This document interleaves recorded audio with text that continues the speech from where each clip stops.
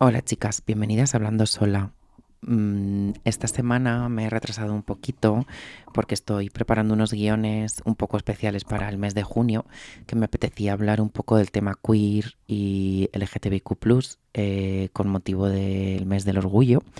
Y bueno, a mí me gustan mucho los podcasts de historia y sin ser yo nada de eso, ni historiadora, ni estudiante de historia, ni nada parecido, pero como aficionada me gustaría como traeros unos pequeños episodios este mes em, de personajes que me resultan curiosos a lo largo de la historia de la humanidad, bueno, de la historia moderna y conocida y registrada de la humanidad, em, que han pertenecido a este colectivo o que han sido de vital importancia en este colectivo.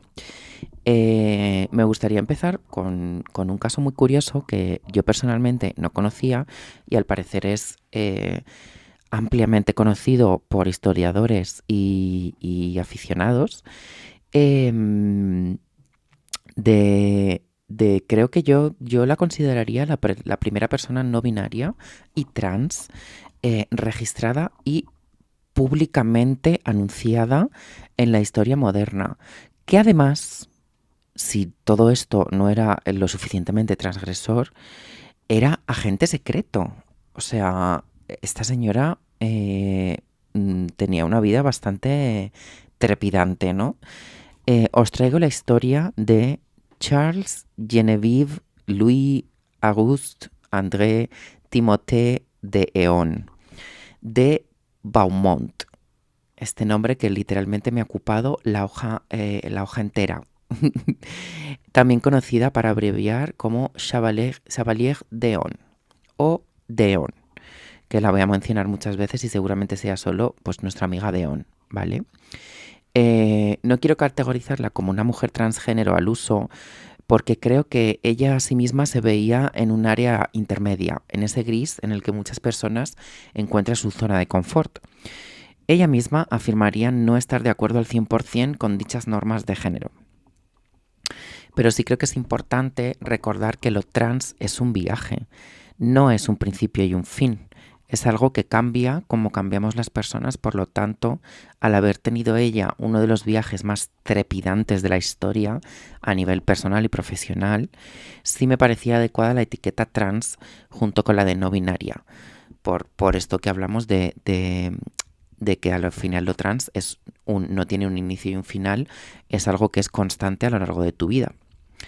Voy a usar el femenino, ya que para mí es más fácil a la hora de verbalizarlo de una manera dinámica. Y además refiriéndome a ella como persona, por lo tanto, utilizando femenino de persona, y no tanto como hombre o mujer, aunque en la época sí vivió de una manera muy real y pública bajo los dos tratamientos. Ella no caía en estas dos denominaciones de hombre o mujer. Ella simplemente quería ser ella y quería ser, pues bueno, lo que a continuación os voy a contar. Nace en Tonnerre,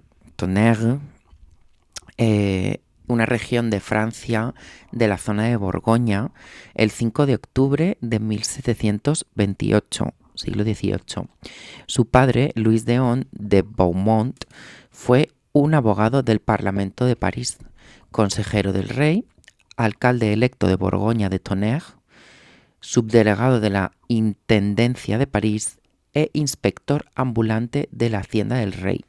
Vamos, que este señor tuvo 800 profesiones, pero todas tenían que ver con la corte y cercanas al rey, por lo tanto se consideraba una familia de nobles. Su madre, François de Charenton, era hija de un comisario general de los ejércitos español e italiano. No se hace mucha mención más a su madre, o sea que, bueno, ni a su padre realmente, pero bueno, esta es un poco como su historia, ¿no? Su pasado. Según su propia autobiografía, o sea, ella misma escribió, su padre tenía grandes deudas cuando ella nació. Para poder heredar y ayudarle con estos asuntos, según las normas de la época, vamos a recordar que al final era el siglo XVIII, debía tener un hijo varón. O sea, su padre debía tener un hijo varón para que pudiese heredar y ayudarle a salir de la deuda, por lo que su padre decidió criarle como tal para salir de esta situación. Perdón, chicas, no estoy en mi mejor momento vocal, tengo muchísima alergia, no estoy grabando vídeo hoy porque la verdad es que mi aspecto es bastante nefasto, pero espero que el audio os entretenga y os parezca suficiente. Perdón por el breve inciso. Su padre decidió criarle como un hijo, como un varón, para que ayudarle a salir de esta situación de deuda y para que pudiese heredar la fortuna familiar. Realmente esto no está demostrado. O sea, esto lo ha escrito ella en su autobiografía, lo escribió porque le dio un poco la gana. Y de hecho, al final de su vida quedaría por desmentido completamente. Pero a ella le funcionó como gancho en su autobiografía y para darle un punto interesante, ya sabes, bueno, un poco de drama, un plot twist, que le podríamos decir hoy en día, ¿no? Un do it for the trama, ¿no? Pero bueno, el caso es que esta primera mitad de su vida se presentó como un hombre, se crió como tal y fue tratado como uno, a todos los efectos. Se licenció en Derecho Civil y Canónico en 1749 con 21 años y se convirtió en abogado parlamentario pues como su padre. En esta época era muy común que tú estudiases y trabajases de lo que había trabajado tu padre toda la vida. En algún momento de esta época, no queda muy, muy claro cuándo, Deon fue reclutada para el Secret du Roi, o Secreto del Rey en español, que me estoy poniendo como muy francesa yo,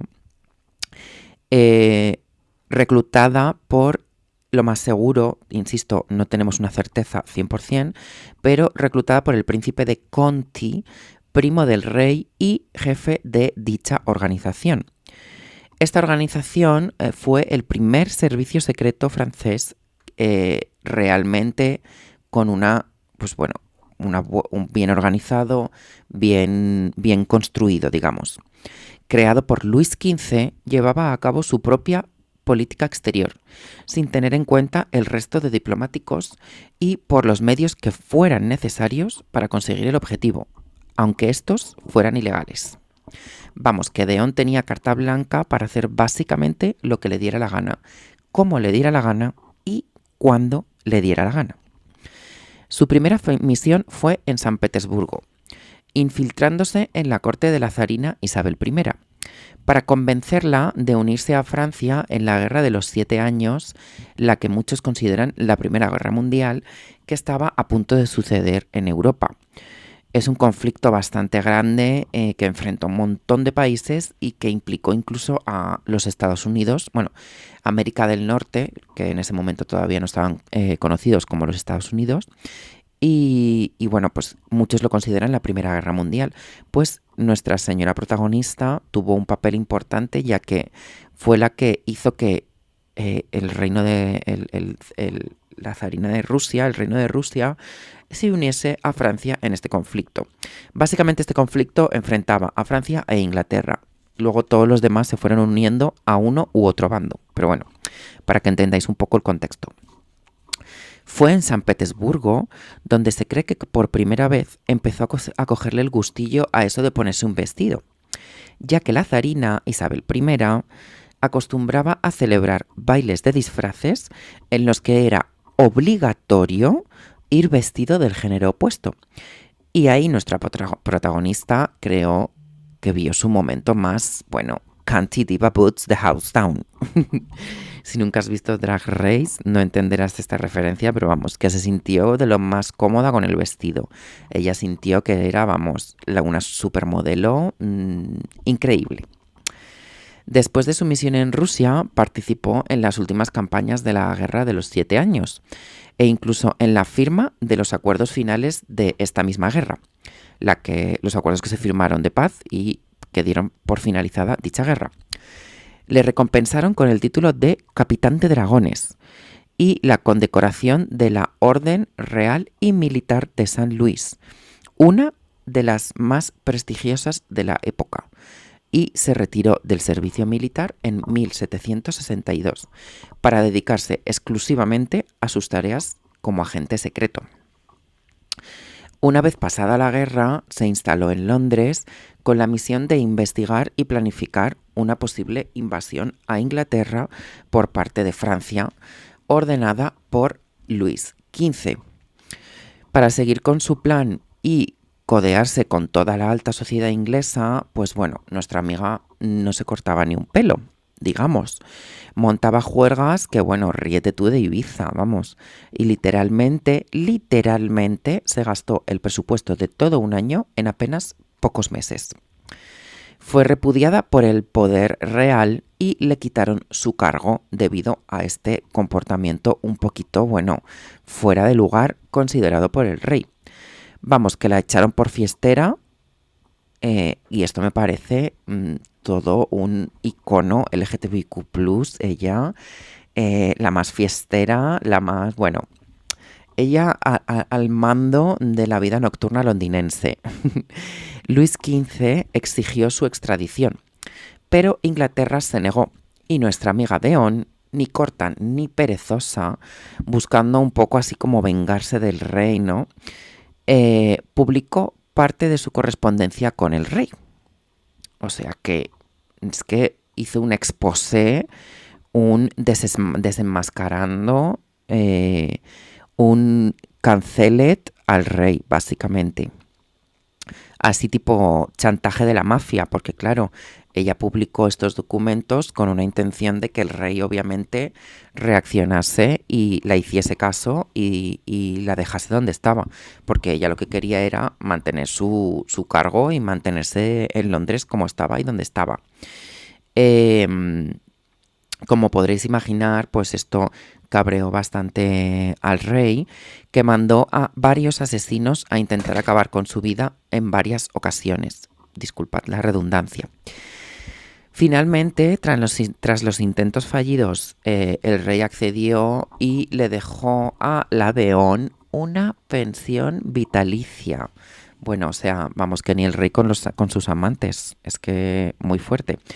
Este señor dijo, bueno, pues mira, quédate ahí donde estás, quédate calladita, quietecita, y además te dejo un dinerito mensual para que tú puedas como pues vivir tu fantasía, ¿no? Ella encantada, estaba living en este momento. Viviendo en Londres, comenzaron los rumores sobre su verdadera identidad de género, llegando las habladurías hasta tal punto que hubieron apuestas súper importantes en casas de apuestas, o sea, apuestas millonarias en la época, y nada más ni nada menos que un juicio. Un juicio que dictaminaría el género de nuestra amiga Deón.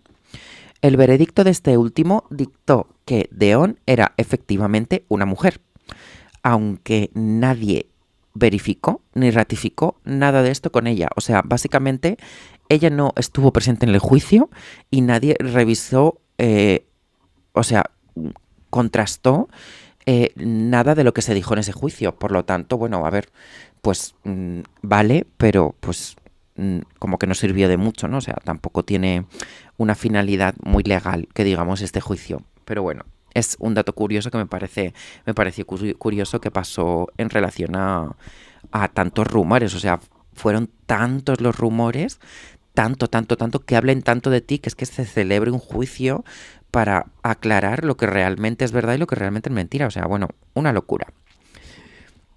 Ella, con todo este movimiento mediático y con todo este alboroto, pues bueno, siguió la corriente un poco del tema.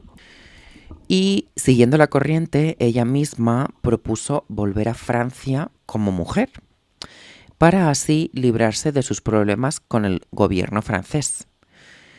Que dicho así en voz alta, la verdad es que suena como un poco extraño, ¿no? O sea, quieres volver a Francia, pero propones volver como mujer porque crees que te va a beneficiar. La cosa de por sí ya suena súper extraña porque realmente, ¿qué soluciona el hecho de que vuelvas como mujer? No es, de hecho, y más en esta época, un paso atrás en tus derechos, ya que las mujeres ni siquiera podían participar en la vida pública o militar. Y ella era una militar súper orgullosa de su servicio. Entonces, no sé, no me encaja. En esta parte de la historia es donde no quedan muy claros los motivos por los que ella pidió o hizo esta petición tan extraña al gobierno francés. Pero creo que se entiende que llegados a este punto de su vida, después de que la mayoría de su vida hubiera habido dudas sobre el tema y después de las experiencias viviendo como mujer, vestido como mujer, perdón, en San Petersburgo, ella comenzó a sentir, pues yo creo que se sintió más cómoda en este papel y en este momento de su vida. O sea, al final yo creo que es un sentimiento que pues a mucha gente no binaria, incluso a muchas personas trans, nos ha pasado como este inicio, este germen que empieza a mover algo en tu interior que dice, jo, es que, pues yo qué sé, puede ser ponerte unos tacones, eh, maquillarte un día, de repente que te maquille una amiga y sentirte feliz, plena, ¿no? Son esos pequeños pasos que damos como personas no binarias, personas queer. Son esas pequeñas cosas que nos distinguen, que mm, no, perdón, nos animan a dar los siguientes pasos que vienen después de esos pequeños primeros pasos. Entonces te hacen, insisto, sentir bien, te hacen sentir plena. Entonces yo creo que nuestra amiga Deon, insisto, después de las experiencias en San Petersburgo, después de que ella misma en su autobiografía y la mayor parte de su vida estaba convencida de que, bueno, había nacido una mujer. Aunque físicamente hubiera una disonancia, al final, mentalmente creo que todas hemos estado ahí, ¿no? Y que en la época quizás no quedaba muy claro, no se entendía el género como algo sentido, algo que habita más en la mente que en el cuerpo. Como no se entendía de esta manera, era complicado entender la dualidad de tener un físico que está en disonancia con una mente. Pero yo creo que ella sí que lo tenía claro, porque a lo largo de su vida y en siguientes comportamientos veremos que ella en todo momento dejó claro esa dualidad de lo masculino y lo femenino y esas ganas de no perder ni una ni la otra, o sea, tener ambos puntos de vista, ¿no?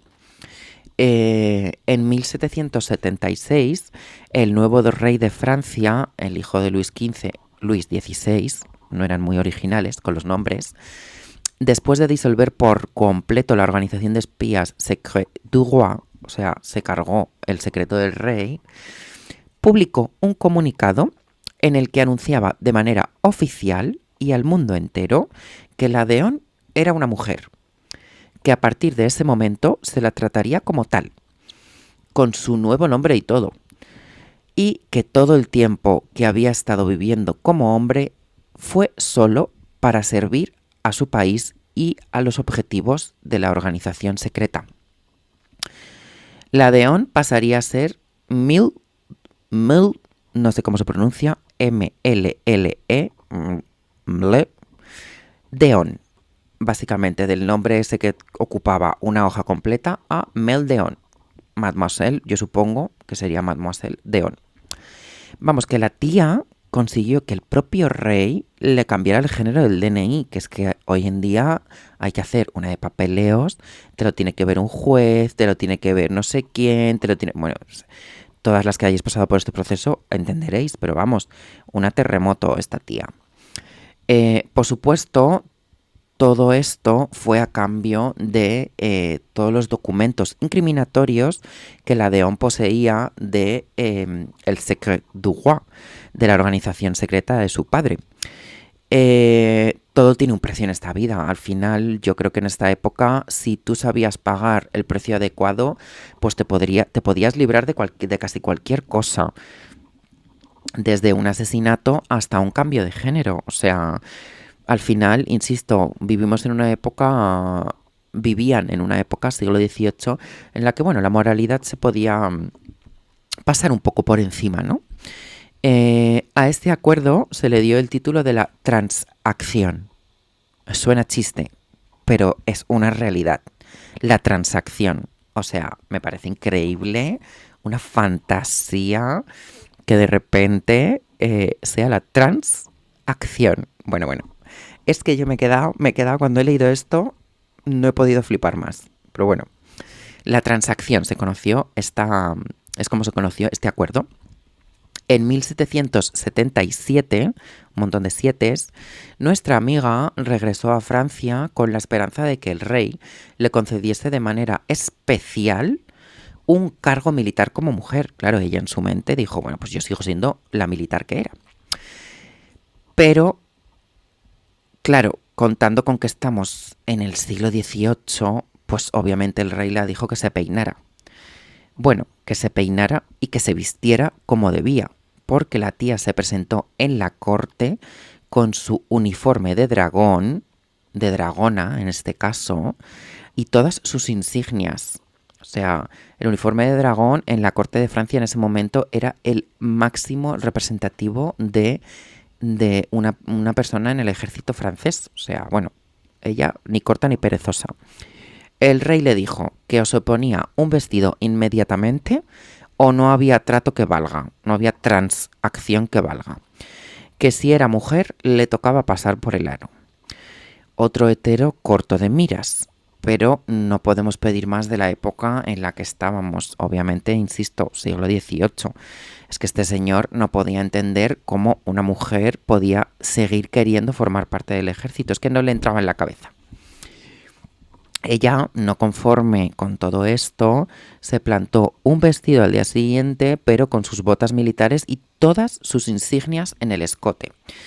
Y así se paseaba la tía por la corte sin vergüenza ninguna y bien orgullosa y visible. Claro que sí, o sea, bueno, es que me parece una fantasía que ella, declarada mujer oficialmente, gritado a los cuatro vientos por este señor Luis XVI, el propio rey de Francia, ha dicho que sí, que confirmamos, que esto va para adelante, que eres una mujer. Pero ella quería seguir siendo una generala, una buena señora del ejército. Es que me parece una cosa, una fantasía. O sea, me parece lo más queer que podía pasar en ese momento. Pero claro, es que hay que entender que yo creo que en esta época ella ya tenía como 45 o 47 años. O sea, claro, imagínate haber pasado toda esa cantidad de años de tu vida vestida como hombre y siendo una persona súper importante en el ejército francés y que ahora te digan que te pongas un vestido y que te quedes callada. Claro, es que volvemos un poco a los constructos sociales, ¿no? Es que, bueno, es por este tipo de comportamientos que creo que donde más cómoda se sentía ella era en lo no binario, porque al final ni muy, muy, ni muy, muy. Ya que claramente estaba súper orgullosa de su pasado militar, pero también deseaba abrazar este nuevo yo que descubrió en la feminidad. Es que al final yo creo que una cosa no debería entrar en conflicto con otra, pero volvemos un poco a la época. Esto del vestido y las botas obviamente no le hizo ninguna gracia al rey, que la mandó inmediatamente a vivir a Versalles a que la educaran en las maneras femeninas. Y esto lo digo entre comillas, porque bueno, insisto, de acuerdo no estoy, pero bueno, es lo que había en la época, ¿no? Y con un completo armario de atuendos correspondientes a su género, o sea, un montón de vestidos y corsés, que es que también en la época vestirse de mujer era lo más incómodo que yo creo que me puedo imaginar. Pero la tía seguía R que R, poniéndose su uniforme militar para las cenas de la corte y haciendo un poco de barullo. También yo creo que es que le gustaba un poco llevarle la contraria al rey, que yo me da la sensación que no le caía muy bien.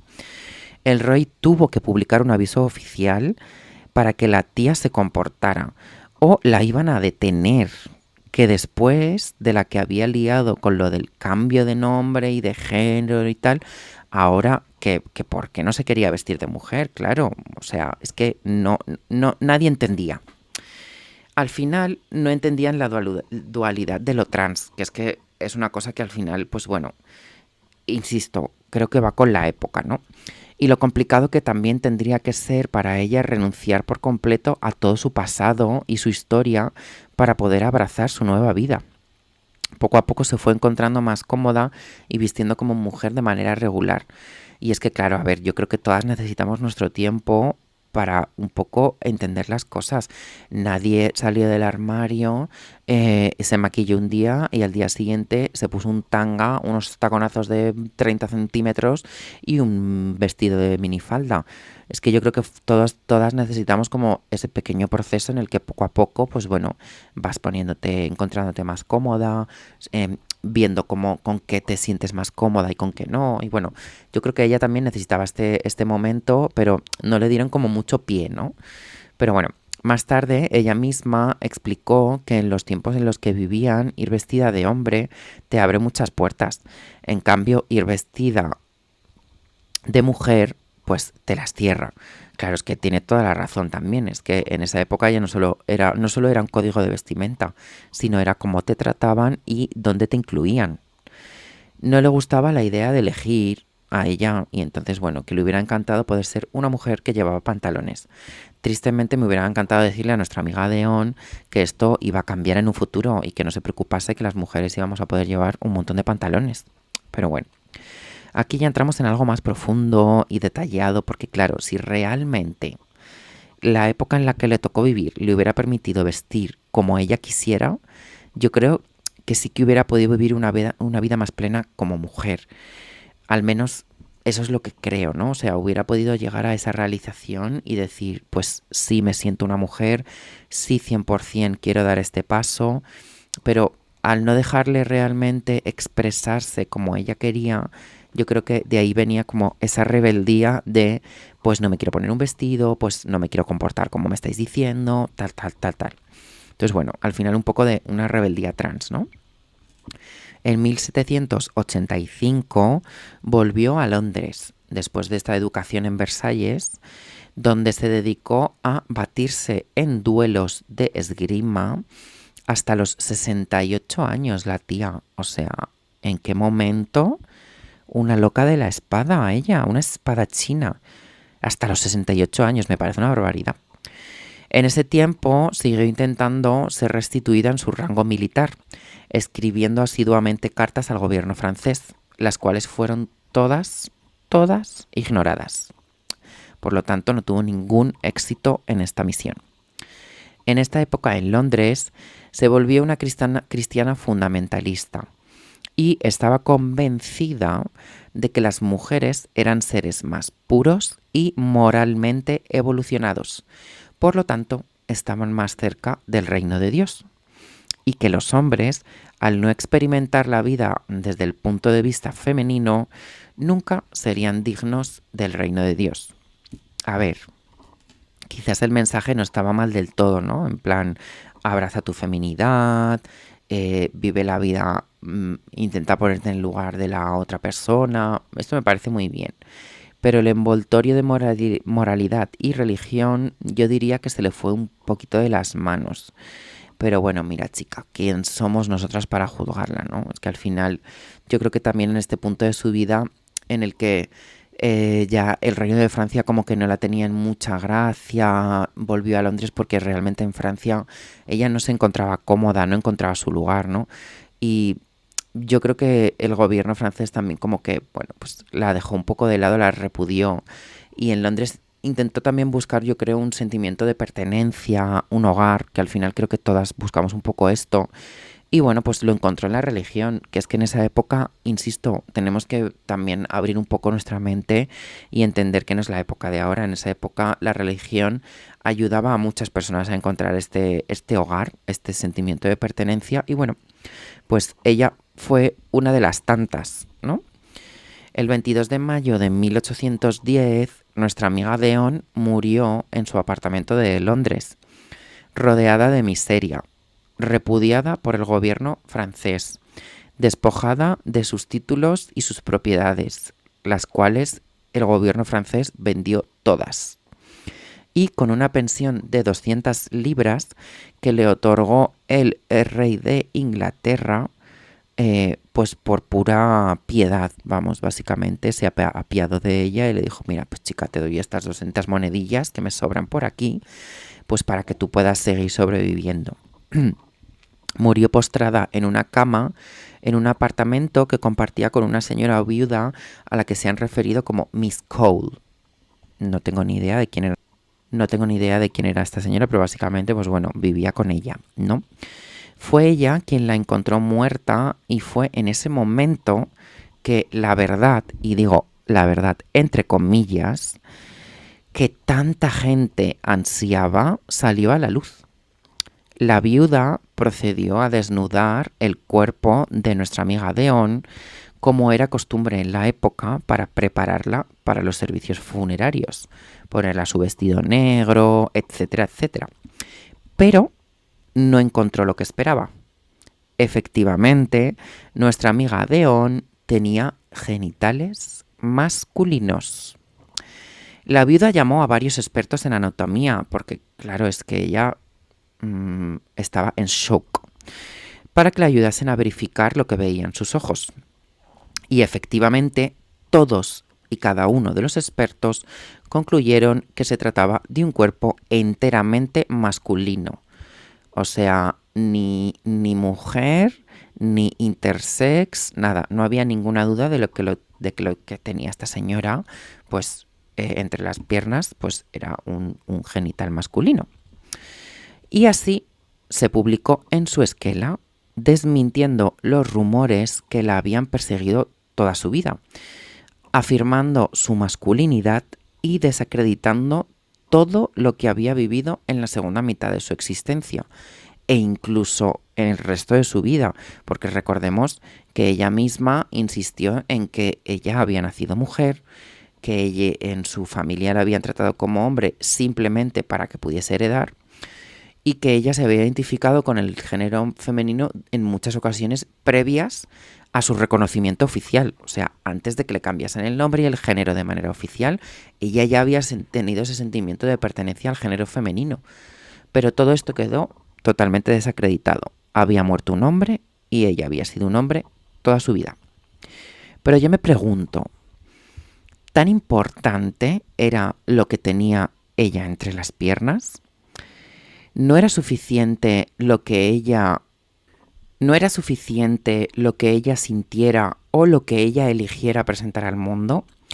Y más importante aún de todo, ¿por qué a día de hoy, 2025, que ya estamos en el siglo XXI, ya muy lejos del siglo XVIII, nos seguimos haciendo estas preguntas e invalidando la existencia y la identidad de tantas personas únicamente por, y abro comillas, lo que tienen entre las piernas? Pues bueno, amigas, ahí os dejo esta pequeña reflexión después de ver esta historia de nuestra amiga Deon. Obviamente no fue la mejor persona, porque luego también, pues bueno, al parecer era bastante antisemita, etcétera, etcétera. Sus últimos años de fanática religiosa, pues fueron polémicos también. Pero obviamente no todas las personas queer o LGTBIQ+ van a ser buenas personas, igual que no todas las personas cis o heteros son buenas personas. Al final hay malas personas en todos lados. Pero yo lo que quiero que nos llevemos de esta historia, de la existencia de nuestra amiga Deon, es un poco eso, ¿no? El por qué no es suficiente que yo te diga que soy una mujer, por qué no es suficiente que yo viva mi vida plenamente como una mujer, me identifique como tal, pero también me tengo que poner un vestido, tengo que ser femenina, tengo que guardar las maneras, vestirme todo el rato presentando feminidad, porque si no, no soy válida. Y entonces el día que yo salgo en chándal y que no me apetece arreglarme, soy menos válida o soy menos mujer. ¿Por qué estas dudas que surgían en el siglo XVIII, que al final las mentes eran mucho más pequeñas y hasta cierto punto podrían ser hasta justificables las dudas, podían ser hasta entendibles las preguntas que se levantaban alrededor de la identidad de género de las personas? Pero a día de hoy, ¿por qué seguimos haciendo estas preguntas? Porque yo sé y creo que todas sabemos que estas preguntas se siguen haciendo y estas dudas se siguen teniendo. No entiendo por qué. ¿Por qué sigue pasando esto cuando realmente ya se ha entendido y creo que ha quedado claro que el género es algo sentido? El género es una emoción, un sentimiento, no es un atributo físico, no es un pelo largo, no es un vestido, no es una barba, no es un pecho plano, no es unos genitales u otros. El género es mucho más. Es una manera de vivir, de sentir, de entender, de relacionarte. Entonces, ¿por qué seguimos haciendo las mismas preguntas cuando podríamos hacer muchas otras? Muchas otras. Entonces, bueno, podría estar horas hablando de este tema, debatiendo, hablando sola de la identidad de género, pero bueno, esta es una pequeña reflexión a, a animaros, si sois personas queer, a seguir siendo visibles, a seguir avanzando en el descubrimiento de vosotras mismas. Y si no sois queer o no pertenecéis al colectivo, os invito a dejar de hacer las mismas preguntas. No hagáis las mismas preguntas. Intentad poneros en el lugar de la otra persona o de la persona queer que tenéis en vuestra vida y preguntar, vamos a preguntar otras cosas, vamos a preguntar cómo nos sentimos, vamos a preguntar qué es lo que queremos, vamos a preguntar cuál es nuestro nombre deseado, cómo quieren que se dirijan a vosotros. Vamos a hacer preguntas que nos ayuden a avanzar, no que nos mantengan y que nos retengan en el siglo XVIII. Y bueno, os mando un beso, espero que os haya gustado este capítulo un poco diferente. También he cambiado el día, pero bueno, espero que no sea de manera permanente. Vamos a intentar organizar estos episodios y bueno, ya me vais contando. Un besito y hasta la próxima.